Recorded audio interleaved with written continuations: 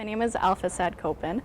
I'm Filipino. My background specifically, my dad's side of the family is Batok, and my mom's side of the family is Kangkanae. These two groups reside in the northernmost island of the Philippines in a mountain range called the Cordilleras.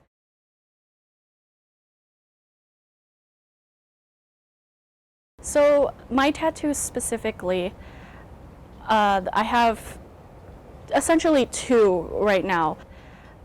The upper forearms right now are from my dad's side, is bontok. So they're mainly bontok patterns, and the way that they are laid out on my arms is very is specific to that region too, because it doesn't wrap around like some tattoos do. Bontok tattoos for the arms specifically only go on the front. Outside of that, I actually had just received these markings on my wrist, which are Kangkanae patterns. So this is commemorating my mom's side. So I'm slowly starting to work on my mom's side. And it's funny because when I showed my mom this tattoo, because she told me that her, not her mom, but her mom's sister had tattoos that looked exactly like this, where there were like these X patterns all over her arms.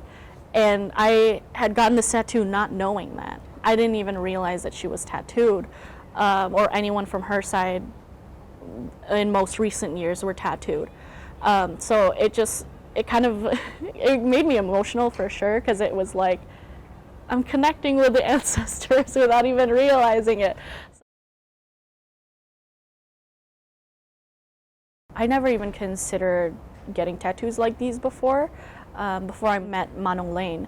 At first it was funny because I was so nervous with this, I wasn't even really thinking about it, but I just was like, what is the process like? And he was like, just ask. While he was in Chicago at that time, he was also tattooing other people, and I had the privilege to kind of sit in one of those ceremonies. I got to really see what it was like, and that's when I was like, okay, next time he's in town, like, I will get a tattoo. I want to go through the ceremony. I want to get in touch with my ancestors. I want ancestral markings, essentially, because we call them tattoos, but they're also like considered ancestral marks. The biggest thing when it comes to indigenous tattooing too, or just ancestral marks in general, is you have to do your research. In 2018, I went to go visit my family back in the Philippines with my sister. And one of the things that was on my mind at the time was to talk to my grandparents about getting these tattoos. I know that during my grandparents' time, it was already stigmatized by then by, the Western cultures and Christianity coming to our area in the Philippines.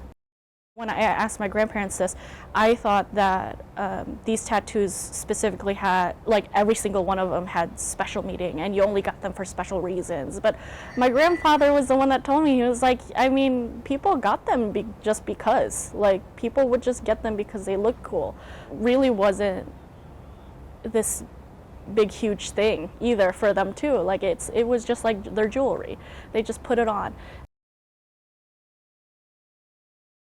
I had done these tattoos in parts. So it was this arm that we worked on first, and I think this took like 3 sessions. I was laying on my side, and there were like people stretching my arm, and I was like on a pillow, and it was warm, like I was just like laying on my side. And after a while, like with the like rhythmic tapping and things like that, it just became kind of like okay, this is nice. I'm just gonna take a nap. And I think at some point, I'm pretty sure someone was like, I think she's snoring, and then I woke up and I was like, wait, what? They're like, don't move. I was like, okay.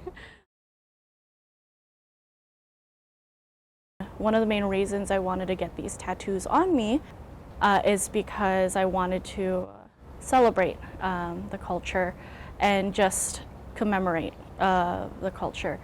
A big reason that I got so into celebrating the culture is because of my dad, who inspired me to be proud of our culture, especially because of his experiences back in the day of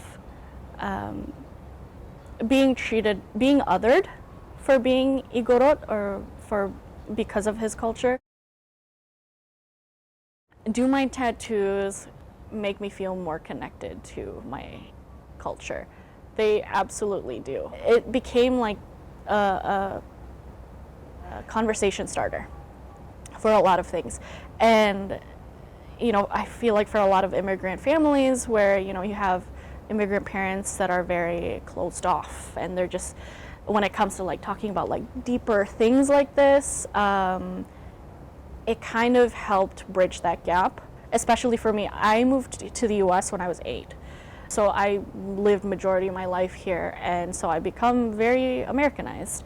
And I think there are a lot of times where I struggle to connect with my mom, but this has definitely helped me kind of bridge that gap with her and kind of forced me to be like, hey, I'm curious, I want to learn more about like our family and our past and our family tree and like give me the stories, give me the details and things like that. And out of just that pure curiosity, it enabled us to connect on a much deeper level. And that's just with my mom. I hope that like these conversations will also bridge the gap with the rest of my family that I have felt disconnected with since moving here to America.